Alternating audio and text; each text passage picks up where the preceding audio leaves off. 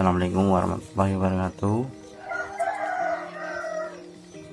Kali ini kita akan bahas mengenai Artificial Intelligence dengan saya Muhammad Solihuddin dan NIM 2017-53117 kelas C.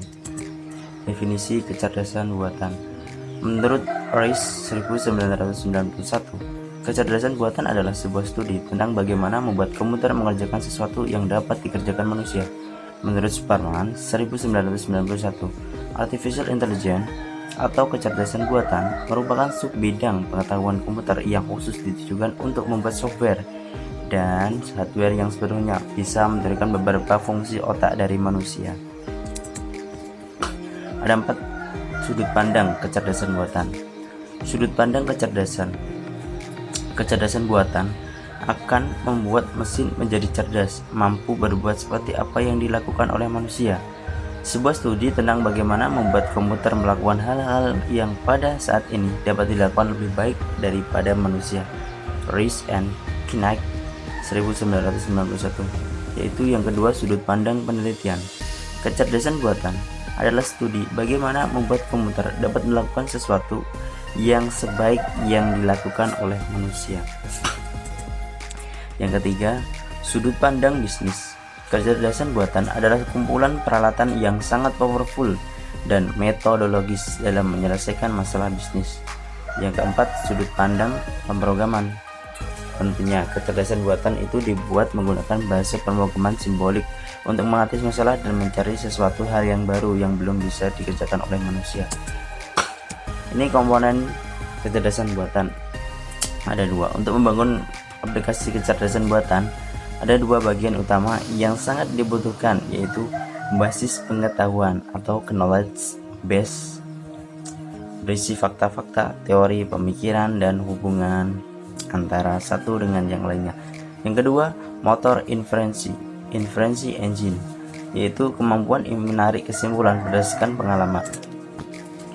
Ini ada beberapa aplikasi yang penggunaannya menggunakan Artificial Intelligence. Sistem pakar.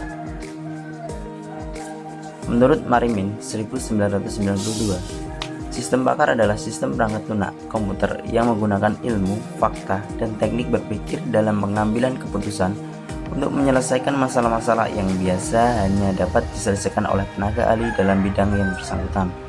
Dalam penyusunannya, sistem pakar mengkombinasikan kaidah-kaidah penarikan kesimpulan inference rule dengan basis pengetahuan tertentu yang diberikan oleh satu atau lebih pakar dalam bidang tertentu. Yang kedua, pengelolaan bahasa alami natural language processing. Dengan pengelolaan bahasa alami ini diharapkan pengguna dapat berkomunikasi dengan komputer dengan menggunakan bahasa sehari-hari. Yang ketiga, pengenalan ucapan speech recognition. Melalui pengenalan ucapan dihadapkan manusia dapat berkomunikasi dengan komputer dengan menggunakan suara. Yang kelima, robotika dan sistem sensor. Robotic and sensory system. Yang keenam, computer vision.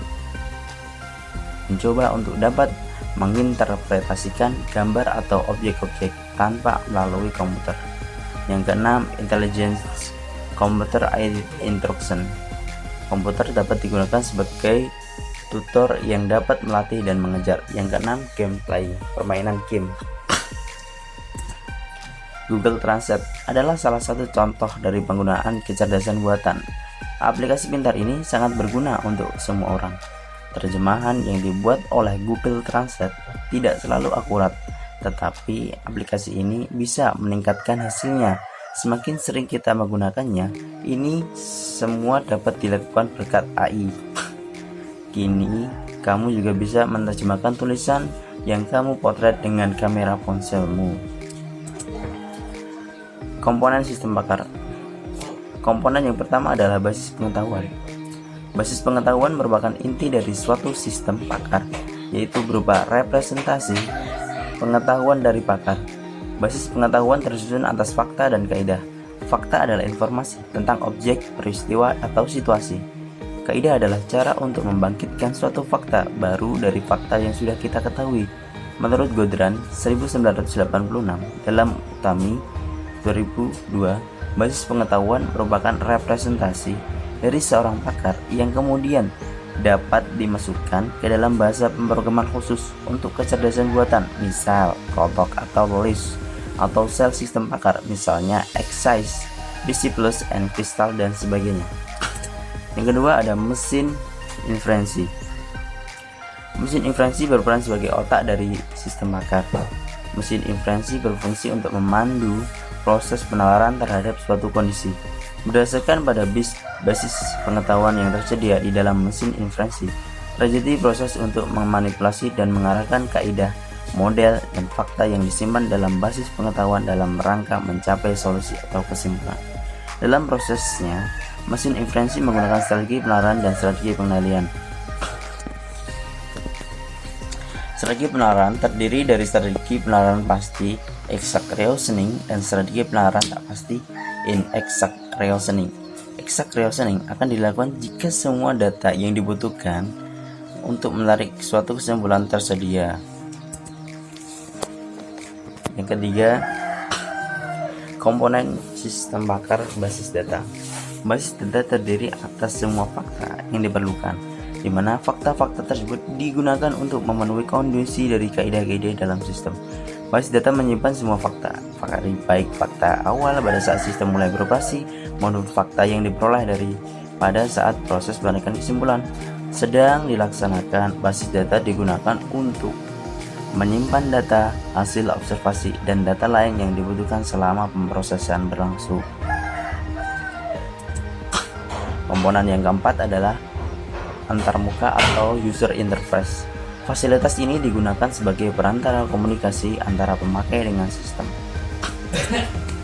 Pada kali ini saya menggunakan sistem pakar sebagai AI, yaitu sistem pakar penyakit leukemia. Kita langsung saja pada laporan.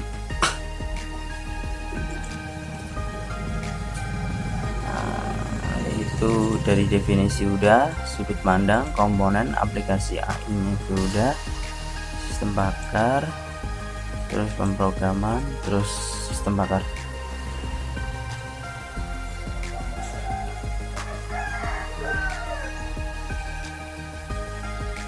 Sistem pakar ini digunakan untuk mendeteksi gejala-gejala penyakit yang berhubungan dengan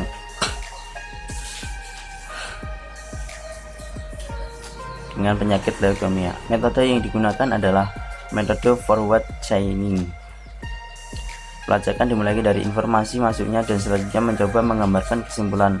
Pelacakan ke depan mencari fakta yang sesuai dengan bagian if dari aturan if then. Ini gambarnya.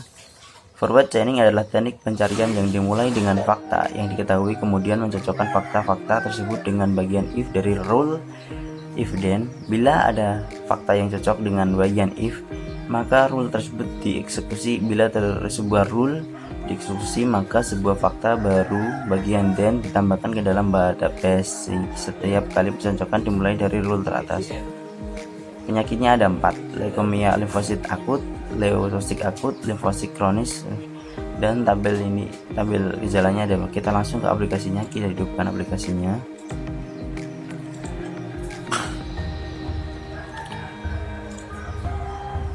Kita jalankan. Error. Oke, kita jalankan. Sekarang kita berada di menu beranda. Setelah itu kita menuju ke konsultasi. Coba kita isi data kita, misalkan Muhammad Sarudin. Kita isi tanggalnya, tanggal 2/1/1999, dengan umur saya 21 tahun, jenis kelaminnya laki-laki. Kita isi rumahnya, yaitu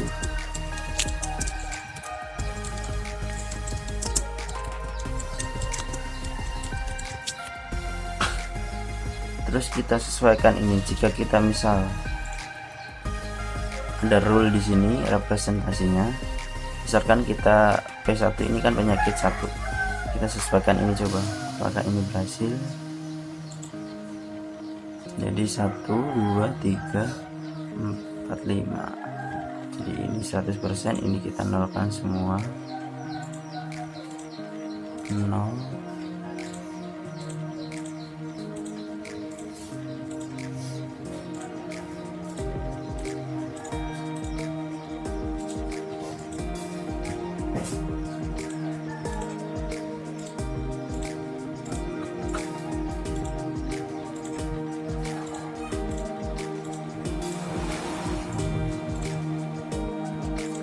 kita coba pasti, berarti ini kan dari tabel ini pertanyaan ini 1 sampai 5 kan diurutkan, saya urutkan biar mudah.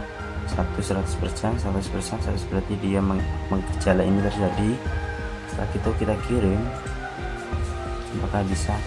Ini udah muncul nih, tidak diketahui. Yang ini bisa dihitung pemilihan yang kita pilih tadi.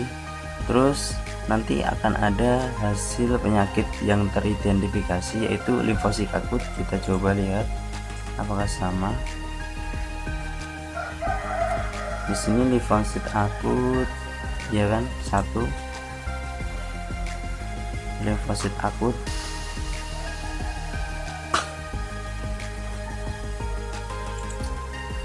Terus ini akan muncul solusinya dan selesai.